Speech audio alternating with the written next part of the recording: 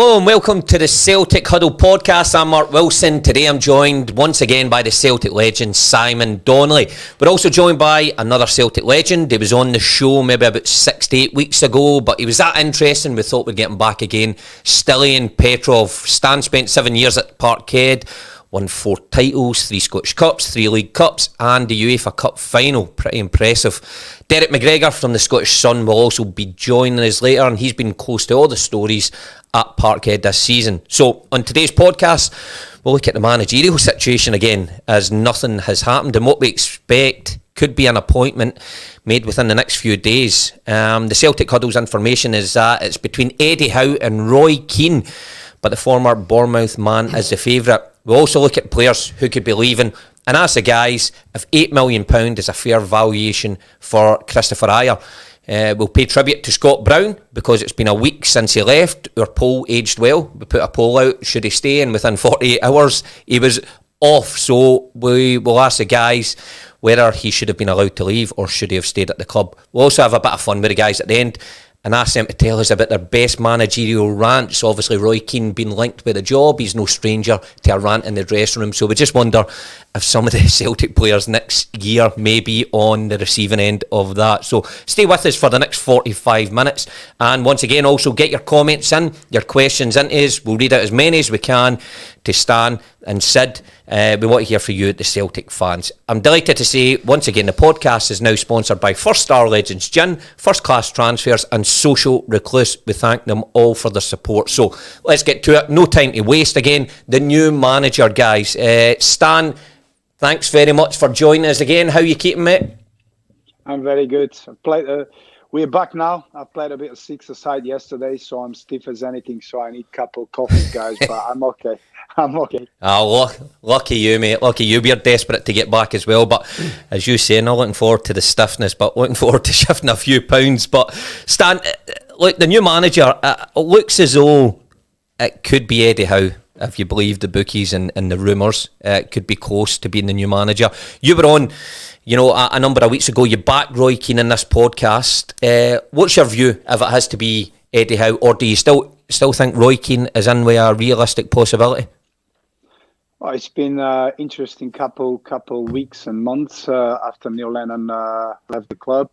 There's some strong candidates. There's some interesting profiles. I'm not surprised that the last two and the most talked about profiles, Roy Keane and Eddie Howe. I mean, two very strong profiles, strong candidates, two candidates which can provide a lot for Celtic and the Celtic fans. I think both of them are completely different. I think Roy, he's more fearless. I mean, we had the chance to play with him, Mark. We know how fearless he is. Strong, opinionated. He knows what Celtic means. He knows what the demands is. Eddie Howe, who done a great job down in England, who has done tremendous amount of success with the club he worked with. He's working really well. Everybody talking about so highly of him. So I think two candidates with a very strong possibility to take Celtic to the next level. Yeah, and your opinion, would they to, be far and above ahead of anyone else? I'm hearing Lucien Favre, ex-Dortmund coach, Mönchengladbach, Hertha Berlin, Nice. He's been linked, saying that he's interested in it. Also yesterday, Thierry Henry, didn't dismiss the idea when he was asked about it. But would you still put Howe and Keane above those two, Stan? I think we, as obviously former players, as fans, would like to have the best possible one. I think that it's down to the board to understand what kind of manager they're looking for, what they're trying to achieve with that manager. Because we had different manager. We had a manager with strong characters. We had good leaders. We had good coaches who managed to do the great job. But now, especially for next season, the way Rangers are playing and Steven Gerrard lets them play, you need somebody with more charismatic and more leadership. Who is that going to be? I don't know. Like I said, there's so many strong candidates, and I'm not surprised. Celtic is a big bite. Everybody wants to be part of Celtic because of the fan, because of the culture, because of the history. Everybody wants to be there. So I'm not surprised if he's going to be some outsider who's going to come out and, maybe a favourite again. Yeah, well, if you look at Roy Keane and Eddie Howe, Sid, they are two opposite ends of the spectrum, if you like, in terms of managerial style, how they go about their business. Eddie Howe, very quiet, very reserved, articulate in interviews after the game. Roy Keane, outspoken, but demands great respect for what he's done in the game. Now, we've had Mark Burchill and Paul Elliott on the podcast, and both spoke glowing terms about Eddie Howe. What do you make about that appointment? Would it be the right one where Celtic are looking to go? Well, Eddie's always been linked with it from day one, really, from when Lenny left. Eddie's name's been there or thereabouts. He's been in at favourite a couple of times. I believe he's favourite again this morning. So maybe somebody at the bookies knows more than we do. But yeah, I think he's done well in his management career, albeit Bournemouth went down, but he led them through the divisions before that. He's got that experience. Roy Keane's the other one that's cutting about just now. The two names, I wouldn't be fussed with. If either of them got the job, I'd be happy. Yeah. I went on record yesterday saying Roy Keane. A lot of folk disagreed, but again, I'm not pushing for Roy Keane. But if one of those two was to be the Celtic manager next, I think I'd be happy with that. Yeah. Well, a few points. Greg Campbell, what's the latest with the new manager? Hearing Eddie Howe is in Glasgow. Anyone heard anything? so he's saying he's heard Eddie Howe, but then he's asking, has anybody heard anything? So I don't know about that one. But somebody just seen one a minute ago, just saying not Roy Keane, Kieran Laverty.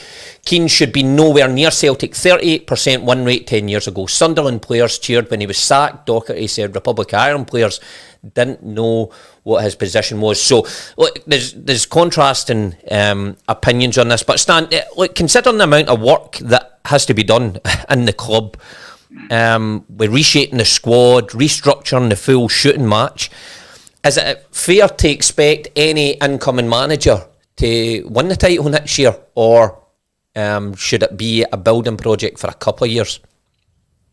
There's not, sorry to say, Mark, but I don't think you can be a Celtic manager and to say it's a rebuilding project. There's no such a thing. When you go to a club like that, I came from a foreign country, and I had to learn very quickly. I had to understand the DNA of the club, the demands of the club, the demands of the fans. When you as a manager, you don't have time to do that, especially in today's football industry. You don't have a time to rebuild. If you manage a club like Celtic, you have to win. You have to win as much as you can, because if you don't, you won't succeed. You lose your job, and that's the way it is. This is a job when people has to be expected to go and win. No rebuilding process, no rebuilding time, and that's unfortunately the real check. And you have to face it. If you take it, that's why I believe the negotiation, the appointment of the new manager it's about negotiation about who they can bring, what they need to add, who's going out, who's coming in, and this is important to analyze, because if you don't do that at early stage, they'll be very difficult to catch up through the season. Yeah.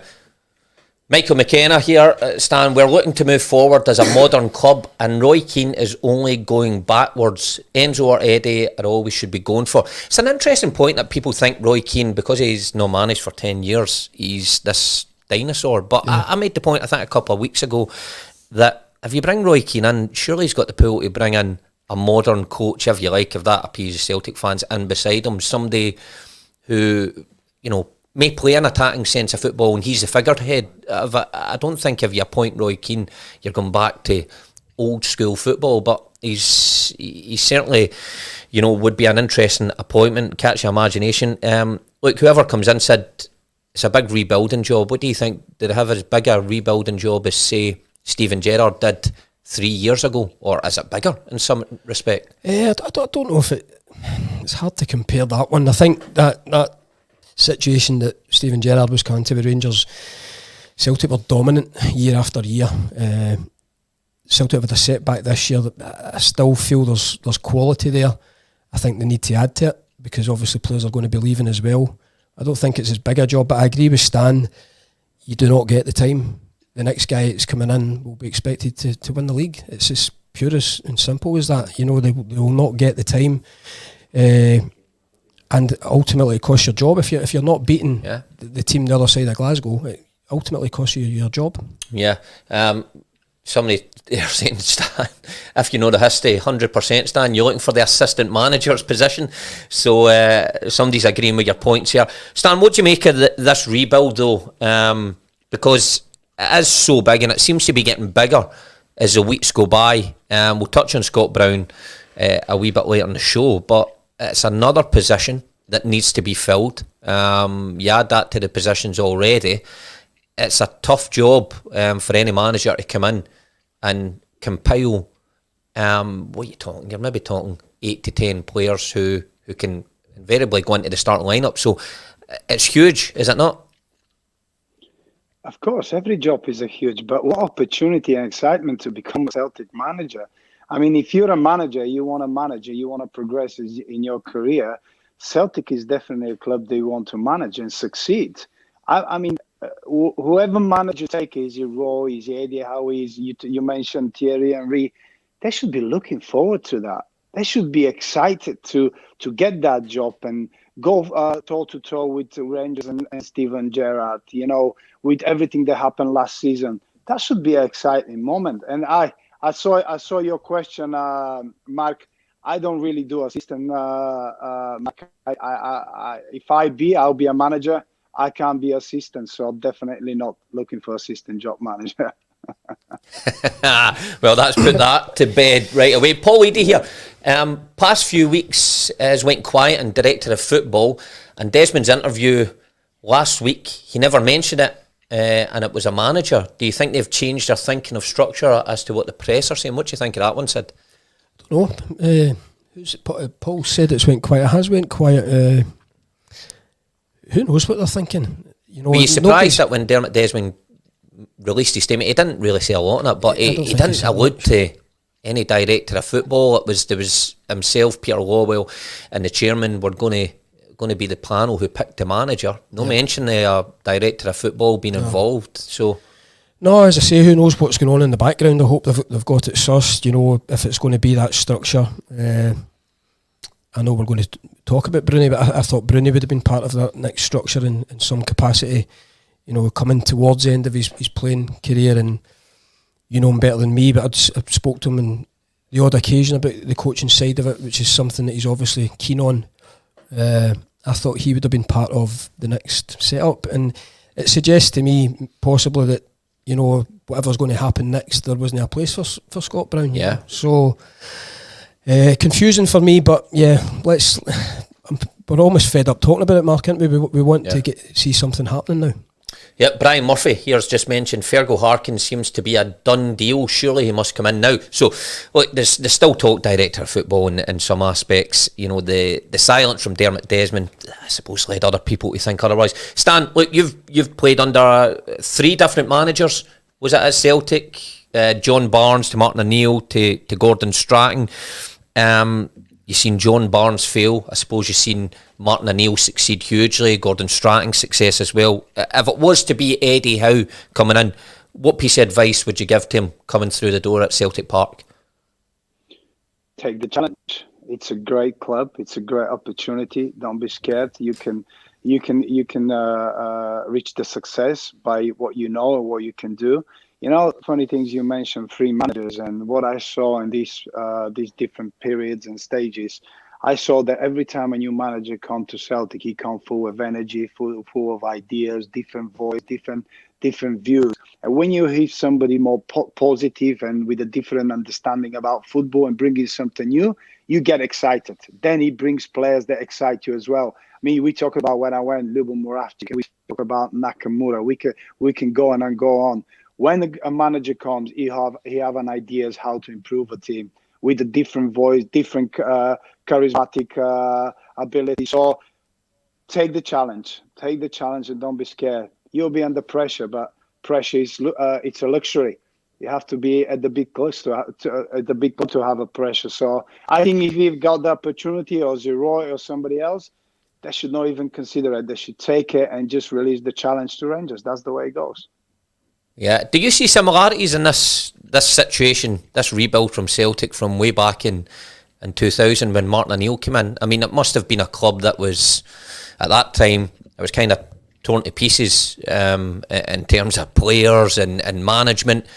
all of a sudden Martin O'Neill comes in, that big name appointment that Dermot Desmond made. I mean, what was that like when he came in? How does a manager just transform things? I know he says energy, but can you remember when Martin O'Neill came in, his first few weeks in the job, and what he did to change things? The positivity. Martin O'Neill, his staff, they brought great positivities to the club. Plus, they brought great characters, winners into the team. Make the job easier. I mean, if you look at Martin O'Neill's signings, Chris Sutton, Alan Thompson, John Hart, and Neil Lennon, huge leaders. He didn't have to do much. The boys were leading. We had so many leaders, and when a new manager comes, you have to analyze and understand what the situation is. At the moment, and you guys just touched it briefly, we're about to lose one of the biggest and the most charismatic leaders in Celtic history, Scott Browns. And we're talking about a person who has won 22 titles, who has become an idol for many fans. And we're about to give him somewhere else to show what he knows and how he leads, and we don't keep him. This is really frustrating to see, but we have to wait and see if that's going to be the truth, or they can do something about it. Yeah, okay, well, we'll come on to Scott in a wee bit. Let's move on. Players in and players out. We'll expect players to come and go, of course. Many have been tipped with moves away. But the latest one, Christopher Ayer, linked with a £8 million move to Newcastle. Said, what do you make of that? Is that a fair price? Is it realistic that could happen? I think the only way you can describe it as realistic is because of where he's playing just now. I think we kind of get held to ransom a wee bit in our division. If this was Chris Ayer going from another Premiership club, that could quite easily be 18 million, 20 million. So I think that's where it is with Scottish football. People will come and try and take on the cheap. So to answer your question, I think he's probably worth more than that. Yeah, listen, I think so as well, Stan. I mean, in terms of his attributes of what he got, lots of people looked at Virgil van Dijk and Kieran Tierney and saw them as a player coming from Scotland, so they must be worth X amount. But they don't really look at their attributes when they're pitted into that league, that they've still got the same attributes. Ayer full of pace and maybe is a bit raw, but to succeed in that league, you'll know better than anybody, you need to have a certain level of fitness, certain level of pace, and you need to be able to play. Ayer can do that. Do you think he's ready to play in the English Premier League at this stage? It would always gonna be that question, guys, about moving from Scotland to England. I've done it myself, and actually, I when I went down, I got questions from my teammates as well about how good is the Scottish football, how good I am as a footballer when I've been showing it only in Scotland. So there was a lot of questions. It's always going to be a question. It's about how strong the club is to demand the right price for the current player and the current situation. So there is always going to be that issue and that problem. But I thought in the last couple of years, Celtic have dealt with it quite nicely. They dealt with it confidently, and they've sold players with a great ability and great price as well. Yeah, okay, we'll bring Derek McGregor in here from the Scottish Sun. Derek, how are you doing? Thanks for joining us. I'm good, thanks, Mark. Hello, Simon, Stilliyan. Hi, Derek. Okay. Derek, just wondering what your opinion on this is. Chris Ayer obviously linked with Newcastle. I'm sure he won't be the last player who'll be linked with a move away. Scott Brown was obviously this past week, but Edward still rumbles on. Will he be prized away? Callum McGregor still, in the thoughts of Brendan Rodgers. So we're to believe any more news on the transfer front? Any more names being linked coming in? Or what do you think of Chris Ayer potentially moving on for that fee? I think 8 million's a bit low. I think, Mark, I would think 10 to 15 million would be a better figure, but then as he's approaching the final year of his contract, I think that certainly weakens Celtic's negotiating position. And I think particularly if Christopher Ayer insists that he wants to go, and I think everything's pointing towards that. I think Ayer the other day confirmed that the Norwegian international manager had advised him for his own development as a player that he had to seek a move to a better league as such. And I reading between the lines, I think Ayer will be coming to that opinion himself. So, you know, in terms of a value for Celtic, I mean, as I said, I think 8 million is too low. But I mean, it could well be the case if they're faced with a player who insists he wants to go, as was the case, of course, with Jeremy Frimpong. They may well have to kind of bite the bullet and just accept an £8 or a £9 million bid. But I think in terms of other transfer activity, I mean, I think you know, clearly, as we've seen with the pre-contract signing of Liam Shaw to Sheffield Wednesday, I think Celtic certainly are still active. But you know, I think there has to be a degree of caution with any moves because a new manager is still to come in. But there's so many areas they're going to have to look at. You know, certainly, you know, I'm sure Stillian knows himself, of course, all the precise areas that need strengthened or probably will need replacing. Yeah, and Derek, just on that, when you're saying about, you know, there has to be an element of caution where Celtic are looking to strengthen and bring in a new manager not being named. I mean, that's obviously damaging preparations for next season. The new manager not being named just now, preparations are really put on hold, like you said there. So, I mean, have you heard the timescale when the new manager could be appointed? I think I think clearly I'm very much of the opinion that in terms of Roy Keane and Eddie Howe, there's too much smoke without some kind of fire, and I think there's no doubt in my mind that both of them will have been sounded out a period ago, and it's you're probably at that stage now that the board are looking to progress talks. And I think if you remember at the time, just prior to Brendan Rodgers being appointed, Dermot Desmond, and you know, he ended up interviewing 3 candidates at his home in London. There was Neil Lennon, there was David Moyes, there was Brendan Rodgers. Now, given the COVID restrictions, I don't know if Dermot will be able to do the interviews in his house. Maybe it'll be a case he'll have to go for a walk in the park, Mark. I don't know. A distance walk, of course, but I mean, I think... It could have done it through Zoom about 4 weeks ago, could it not? Well, Dermot's on record before as someone who likes to really look a prospective manager in the eye. He once famously did it with Gus Hiddink, and that ultimately led to him changing his mind on Hiddink and going for Martin O'Neill. And that didn't work out too badly, did it? Yeah. I think they will interview a couple of candidates, and certainly everything points to the moment it looking to be a straight fight between Roy Keane and Eddie Howe.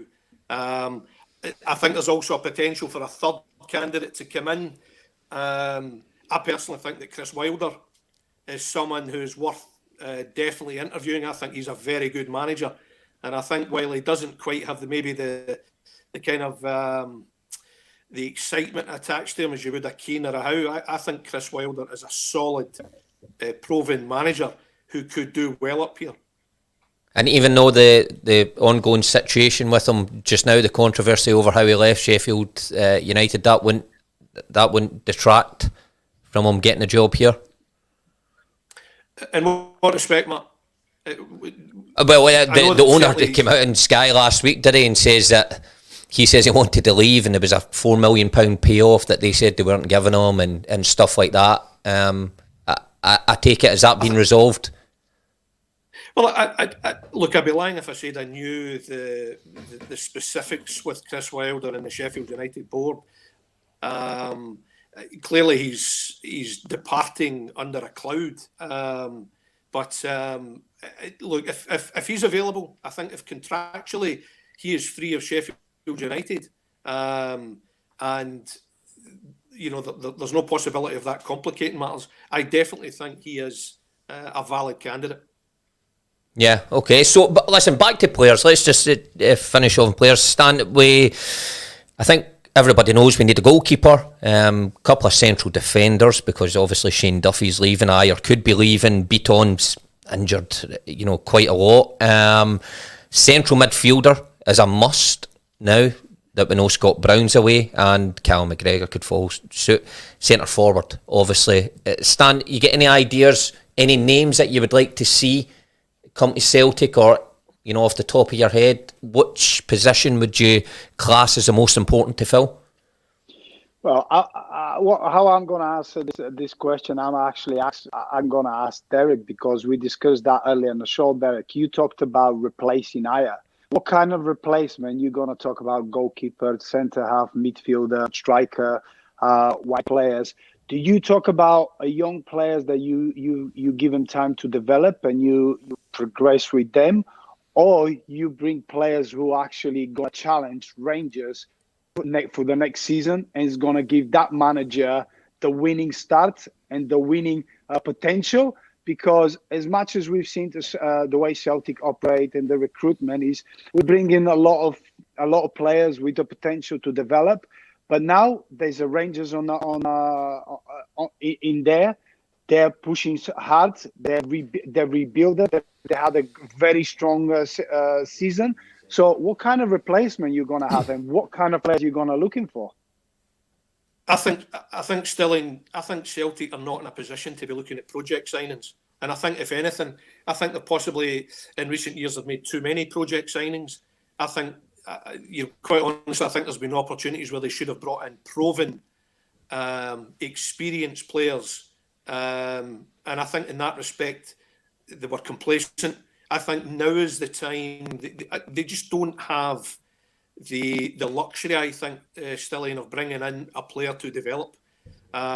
Clearly, that could involve more cost, but I think Celtic are where they are largely, and I don't want to detract from Rangers' success this season. Rangers were terrific, deserved champions, but I think there's also an element that Celtic's recruitment was disastrous. And I think, they can't afford to bring in a young player with potential who they're looking to develop. It's not the situation. It's not the time. I think they need to. I think when Martin O'Neill came in that particular summer, Stilliyan, he's bringing in proven players. Chris Sutton, Jos Volharen. I think he transformed you as a player, Stilliyan. And I think the dynamic player you became in central midfield, I actually think Celtic need that type of player as well, I think, when they're looking at recruitment. Listen, Derek, I think you're spot on and Stan's spot on. But who are the names just now then that can do that? I mean, those guys were big names when Stan was there, and developed him. But £6 million was spent to 7 million on each one of them.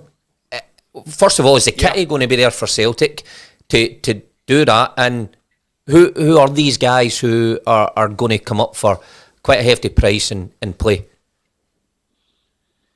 I think Celtic still have resources. Clearly, they've been diminished over the last year, not just because of COVID, but I think it's easy to forget there was quite a substantial spend last summer, which, other than David Turnbull, was extremely poor value for them. But I think primarily, this summer is going to be about recycling money. I think there'll be sales. I think obviously Sonny Edward. I think there's be a real possibility of Ryan Christie, Christopher Ayer, as we've discussed. And I think the funds from that will very much get then put towards replacements. I think in that respect, Celtic are going to have to be clever with how they use their money. But I think if you look at the three of them, I think if they were all to go together, I think combined that's quite a significant sum. And I still believe there is additional resource there if required. Recruitment-wise, who do they go for? I mean, I think we've discussed the goalkeeper situation already. I mean, I think they should have gone for David Marshall last summer. Yeah, I'd have him again David this Marshall summer. Is, without question. I think that was a big mistake last summer, where I think too often Celtic are blinded by what you call resale value. And I think they went for Barkas at a higher cost because they looked at his age and thought they'd make a profit on him. But if anything, it was such a bad mistake because ultimately it's cost them even more.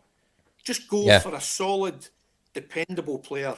And they don't necessarily have to cost fortunes. I think it's Stilliyan will vouch for. I mean, I think, Stan Varga was at Celtic. He arrived in a free transfer. And I think that was one of Martin O'Neill's shrewdest signings. And was tremendous. Yeah, a number of... Just a number of comments coming in here, sorry, Derek, down the side, and it's on this points. Stan, what do you make of, a lot of the points are coming in, Gerard Hackett here. I'd like to see you sign Martin Boyle. There was somebody above there just said Lewis Ferguson. I think it was the Dude Abide saying Lewis Ferguson. Somebody above him said Alan Campbell as well, if we can just find it. Anyway, my point is, you know, the names that are coming in are Scottish or boys playing in our league just now. Stan, does the net need to be cast wider than that to catch up with Rangers and attract bigger signings, or are those ones going to do the job? Yeah, of course you have to look at the wider picture. I mean, Celtic is not just domestic for the domestic success. Celtic is about the European success as well. And you have, if you want to build a successful team, the team to compete in every stage, you know, for the Cubs, for the league, for the European football, you have to look at the wider picture, and you have to look at it. Going back to Martin O'Neill, Martin O'Neill done one good thing. He brought winners. He brought players to give him a success. I was the only young player who was given a chance to actually develop in that team. But if you look at it through that success, Martin O'Neill brought Sean Maloney, Aidan McGiddy, Steve McManus, John Kennedy, Marshall. We can go David on and Marshall. go on. But David Marshall, he has managed to do that by succeeding, by getting results, by playing well, not just domestically, but in Europe as well. So you have to look at it. Somebody put a question, we're a modern team. If you're a modern team, you have to look at the wider picture. You have to develop as a modern team, a team that wants to succeed in every single competition, not just domestically. By having to compete in every single competition, you'll naturally compete domestically straight away. Stillian, you know your football very well, and you know the English football scene very well. Do you see particular central midfielders down in England that you would like to see at Celtic? And does Celtic need an enforcer with Scott Brown going, or do they need more of a dynamic midfielder as you were that can also provide goals? I think they need midfielders, to be honest. I think there's a lot of names out there. I don't want to go out with names and speculate and people jump on my back. They like to do that sometimes, Derek, you know that. But I believe there's a lot of good, structured midfielders that can do the job at Celtic. I don't think we need just a replacement of Scott Brown. We need more than that if we want to compete, if we want to be accountable to win titles and be recognizable again in the European football. So there's many opportunities out there. It's just finding the right recruitments and putting a right structure to succeed for Celtic. Yeah, listen, well, you mentioned him there. Let's move on, take it on a bit. Stan, you mentioned him, Scott Brown. So it's been a week since we sat here, Sid, and the rumours broke that Scott Brown was perhaps going to Aberdeen in 48 hours. We put a poll out. I think the poll was overwhelming that the Celtic fans would like him to stay. 48 hours later, Bruni announces that he's going to Aberdeen. So, Derek, I mean, what was the view, first and foremost, what was the view on Scott Brown leaving Celtic in the media, the Scottish media? What did you guys take from that? I think it's quite a stunning move, Mark. I mean, I've seen a kind of an element of criticism aimed at Celtic for allowing Scott Brown to go. I think that's harsh. I think Celtic offered him the opportunity to stay. Maybe the length of contract wasn't good enough for Scott. Maybe there were other details that Scott wanted to know about the manager, director of football, information he wasn't being given that helped form his decision. But Celtic wanted him to stay. I think this was far more about Scott, I think, seeing it as the right time. I also personally think it's the right time for Scott to go. I think it's an audacious move by Aberdeen. I actually think it's an inspired move by Stephen Glass as well. I mean, I know for a fact that the Aberdeen dressing room is excited about the prospect of Scott Brown being part of the squad. I think as soon as my colleague Robert Thompson broke the story a number of weeks ago that Scott Brown, was wanted by Stephen Glass, I get messaged by an Aberdeen player asking me about the likelihood of it happening, and you know, his whole reaction was he was welcoming it. I think they love the idea of an out-and-out winner, such as Scott Brown being part of the squad. And, you know, I think there's a lot of Aberdeen fans that, you know, that have reacted, you know, we don't want him, we couldn't stand him, we hated him. I tell you what, Mark, I think when he starts pulling on an Aberdeen jersey and he's winning tackles and he's being his usual gallus, kind of fearless self, I think the Aberdeen fans, I think they'll love him. Yeah. Well, they only hated him because, you know, he performed so well against them, as many teams did. Sid, I mean, look, going over his stats here, 613 appearances, Stan says earlier, 22 honours, 127 appearances in Europe alone. I mean, he's almost irreplaceable as a captain, but as a centre midfield player and a player, we saw last week against Rangers, he wins man of the match. It's a big hole it's going to be left, is it not? It is, and that's why as a Celtic supporter, I wouldn't be happy with the fact that he's left. But I agree with Derek there. I think the guy has achieved everything at Celtic. He's matured into a fantastic captain at Celtic over the years, a great servant to the club. He deserves to be able to make this decision for himself at this stage of his career. And again, I go along with Derek there. I think Aberdeen fans will absolutely love. It's a exciting approach that Aberdeen are taking. I think bringing Stephen Glass in and then appointing Scott Brown as his player coach. Yeah, the dude abides here says a winning mentality is hard to replace. Kind of what Stan's saying, that Martin O'Neill brought in winners. Stan, what do you make it? Was it the right decision? I know Derek said you know, Celtic did all they could to you know, offer him something, but the lack of information about the manager might have just been what tipped Scott to say, well, I can't wait about here. But was it the right decision, in your opinion, for Scott to move on, or do you think he still could have done a job for Celtic next season on the pitch and in some sort of coaching capacity? Of course. I mean, there's not many players like Scott Brown around football, and we have to be very clear with that. I mean, I used to hate playing against him. He was a pain in the bum, by the way, guys. He was a nightmare to play against. He just had that work ethic. He had the determination to go and push people and push the opponents. So he wanted to succeed. So when he became part of Celtic, I was quite excited to watch what Scott Brown would become and how we're gonna fit in. And he's done more than I've expected. He became a legend. He became a special player of Celtic. I mean, he had so much success. This is the players that you have to do everything in your best to keep at the club. This is the players that they can guide others. This is the players then when you sign foreign players or you sign young players, they can guide you through what is to be a Celtic player, what is the demands, how hard you have to work, what is the work ethic, what is the mentality, what is how you have to deal with the failure, what you have to how you have to deal with ups and downs. This is the people, the personalities that you want to keep around the club. You don't want that person to get away from the club and go somewhere else.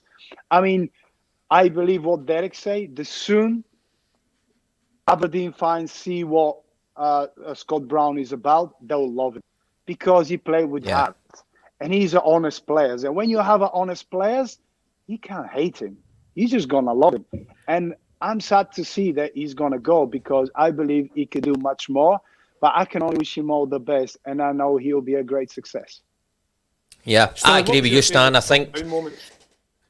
Sorry, Stan. I was just going to ask, what was your favourite Scott Brown moments as a Celtic player? Did you particularly like watching him in the Old Firm game? There was the infamous moment where he faced up to Diouf after he scored at Ibrox. Did you love that kind of emotion? You know, I'll tell you, yeah, it's not just the emotion, it's about the personality. I mean, I remember playing Celtic versus Hibs, and he was playing, so he kept getting in my face. And at the time, I was playing well, I was scoring goals, and we were playing well as a team. We were winning leagues, we were leading cups. And I had this young boy, he kept walking behind me, and I'll run away from him, and he'll tackle me, and I'll go down, I'll look at him, and you just give me these dirty looks. And at one point he came, if you take me on one more time, I'll cement you. And I just turned around and I went, who the hell is this? Who the hell is he? So I'm walking in the half time and I'm like, guys, who who's these guys there? And I'm repeating what he's saying. And by the way, Neil Lennon there say, by the way, Stan, he loves challenges. He loves to compete. You love playing against him. And since that day, every time I played against him, I loved it because you know what? He made me better because I had to run away from him. He would tackle me. I had to be aware of it. And this is players that you appreciate. I played against players, they'll give you great respect and do poor way of challenger. They'll give you this and they'll give you space. He wasn't like that. He wanted to compete and compare himself with the best. And that time I was playing well. I was scoring goals. People were talking about the way I was developing. So that's my memory. It's not about, when you become. You knew that he had everything to become what he became. It's funny that Stan says that because you remember hearing stories about him battling with Stan.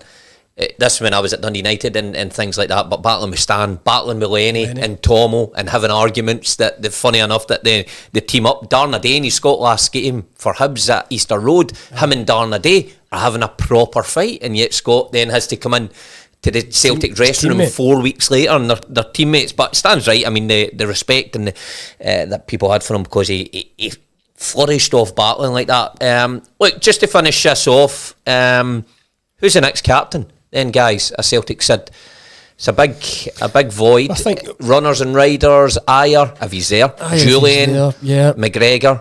I think McGregor seems to be the understudy to Bruni just now, doesn't he? So that seems to be, for me, the natural progression there. I know there's speculation about his future as well, but I think he's a player that Celtic need to keep.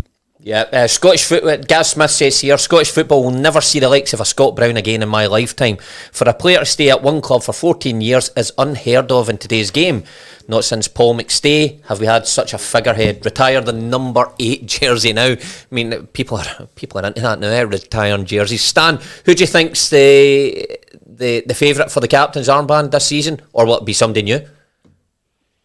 There's a few favourites there, but only problem will be everybody will be compared with Scott Brown. Everybody will be talking about the qualities he have to succeed of the captaincy from Scott Brown. I think McGregor will be probably the best one for me. He's one of these players who give everything for the team. He always tried to be a good teammate. He can always produce. He's very consistent. So if I have to pick one, will be McGregor. I must say, and I love Callum McGregor. I think he's done a fantastic job, but I just think it might be somebody else or somebody new. Bring somebody new in. Yeah. I think it might be somebody new. Just whoever the manager is, if they get one of these big signings, might be somebody new. Derek, your thoughts? I think Callum McGregor's the outstanding candidate, Mark. But I think unfortunately there's maybe a prejudice against Callum because he's an entirely different personality to Scott Brown. Scott Brown's more abrasive, in your face, more vocal, more aggressive. And that's not to detract from any qualities that Callum has. But Callum leads in his own kind of way. And I think we've often spoken about during the season how Neil Lennon was always fronting up after bad defeats. Callum has also done that. And I've admired that in Callum. There's been some shocking results, particularly the Sparta Prague games. And Callum, there he is, in front of the microphone, answering honestly and from the heart. And I think he represents everything good about Celtic. I think he's been there long enough. He's got the pedigree. He's got the respect of the players. I think he's earned the captaincy, Callum. I really don't see any other major candidates for me. I quite like centre half's been a captain, Mark, but there isn't, old school, there isn't an outstanding candidate there. But I think Callum is the man. I'll tell you another one, just if I may digress a little bit. I think a potential future captain, if he stays at Celtic, is David Turnbull. Yeah, good shout. Yeah, but I'm taking that will be we'll revisit that in a few years, Derek, if it happens. But that's a good shout.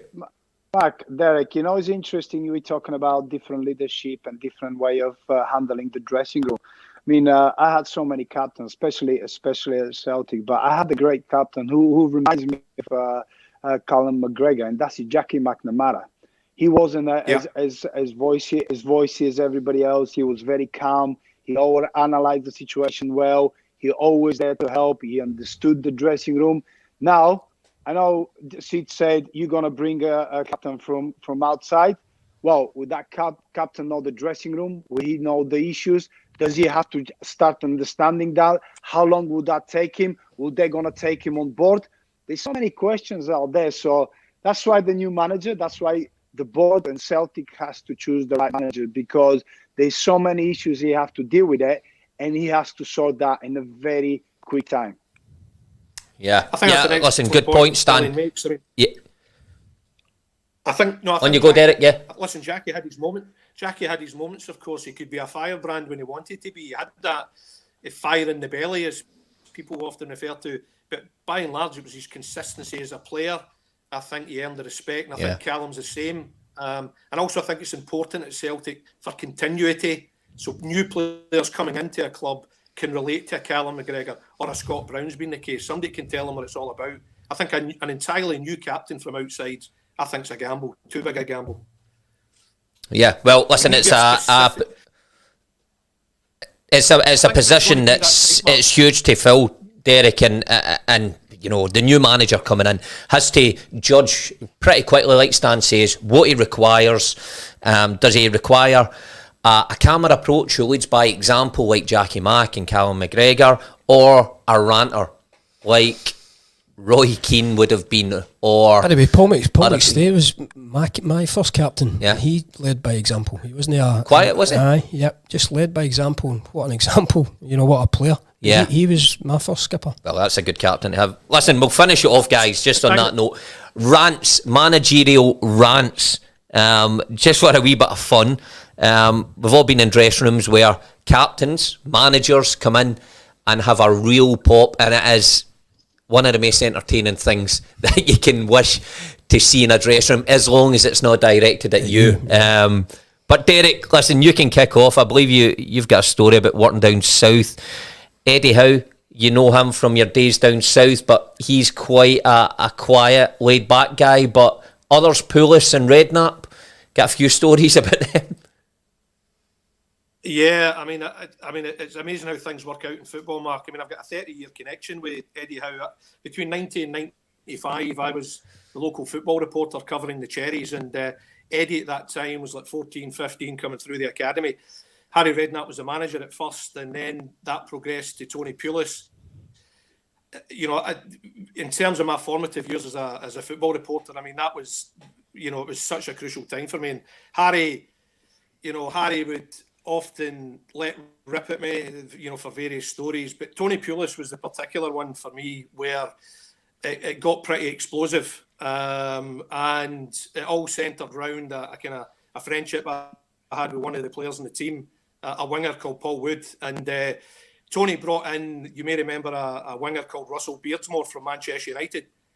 And Beardsmore played in the same position as my friend Paul, and it was a difficult one for me. I felt compromised a little, and of course Paul lost his place in the team. Russell Beardsmore came in, and unfortunately for the first few months, Russell struggled, and the fans were getting on his back, and they started chanting for my friend's name. So I had no choice. I had to report on this. Tony exploded, went to town with me, banned me. It became really personal. Banned you? It got to the point. It got to the point where the back page of the paper I worked for actually put in 2 phone lines. Who do you think is right? So there was numbers for Tony for people to ring, and numbers for me for people to ring. Let me tell you, Mark, that cost me a fortune in phone calls. But it was a very bitter fallout. I mean, sadly, look, I've not spoken to Tony since.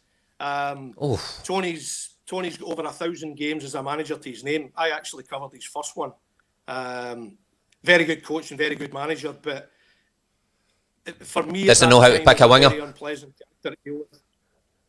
Sorry? I said, doesn't he know how to pick a winger? Very good coach and manager, but doesn't he know what winger to pick? Listen, that's a good one. But any rant that lasts for how many years is that ago? Any rant that goes on that long, Derek's Well, I mean, we fell out. I think, what was it, 94? We fell out. We've not spoken since, and obviously I got a couple coming back up to Scotland. Not that you've had any grudges, but well, that's fairly significant. Stan, any ones you can remember? Manager rants you've played with and played under some guys who are willing to lose their temper, are you not? I had few, but I was Baldi. always a calm. Bobo Bobo Baldi. Baldi. I forgot about the Bobo Baldi story. Yeah. Go and give us that one, Stan, quickly. I forgot about that. No, I won't give you that one. That was an old one. I'll give you the one against when I refused to sign the contract with Celtic. Martin O'Neill was a manager. We played in the United, so we on the way on the bus on a Friday up to Dundee, and Mark Goody, your good friend Mark Goody, ran the story. Me not signing the contract for Celtic, so Martin O'Neill is reading in the front of the bus. We're travelling. Mark who? So we get Mark Goody. So he ran the story. He caused me a huge problem. He caused me a huge problem. So reading, I can see Martin in the front of the bus reading the paper. He's like on the back page. It's the biggest story about not signing, moving away, and I'm thinking, oh my God. So we get in the hotel, get to the stadium, and the next day, Stan not involved, Stan on the bench, no words. He's not even looking at me. I'm like, I know what's happening here.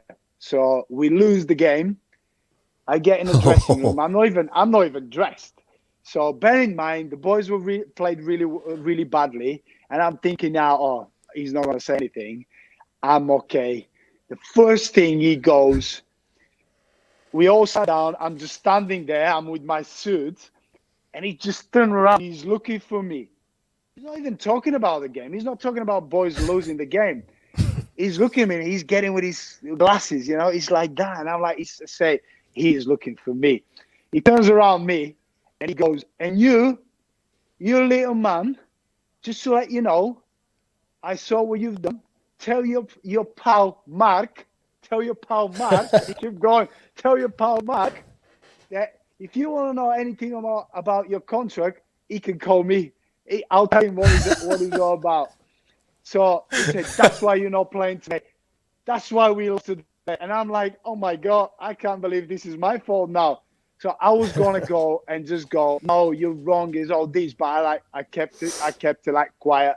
And the next day, he calls me in the office, and he goes, by the way, tell your pal Mark that you're signing your new contract because I'm offering it to you. And I'll tell you what, from now on, what's in the dressing room, what's happened here, don't goes out. You come and talk to me, not with Mark. And I went, oh, poor Mark. Good luck, Mark. Mark Guidi causing all sorts of rifts in the Celtic dressing room, circa 2000. But this was Martin O'Neill. He built something that he always believed. If somebody break it, he don't have a chance to stay there for a long time. So I understood that very quickly. And as much as he's not around, I understood what his respect and loyalty is to a man. Yeah, I wouldn't like to have upset Martin O'Neill. He was... Yeah, on you go, Derek. No, I was just going to see if I could briefly refer to an episode I had with Martin myself when I remember it was prior to the UEFA Cup game against Valencia, and it was a Sunday. I was doing a Sunday shift, and I wanted to phone Martin to find out how he'd got on during his Spain mission. So he answered the phone, and clearly Martin was quite distracted. I think he was chasing a flight, and he says, "Look, Derek, can I phone you back?" And I says, "Yeah, sure, Martin, no problem." So time went on, and as I suspected, I wasn't getting the phone call back. So I dialed his number again, and I left a voicemail. And I says, "Hi, Martin, it's Derek McGregor. Listen, that's a nice dummy you gave me. I couldn't remember you producing a dummy as good as that as a football player." And the next morning, I got a phone call. I was advised to report to Parkhead because Martin wanted to see me.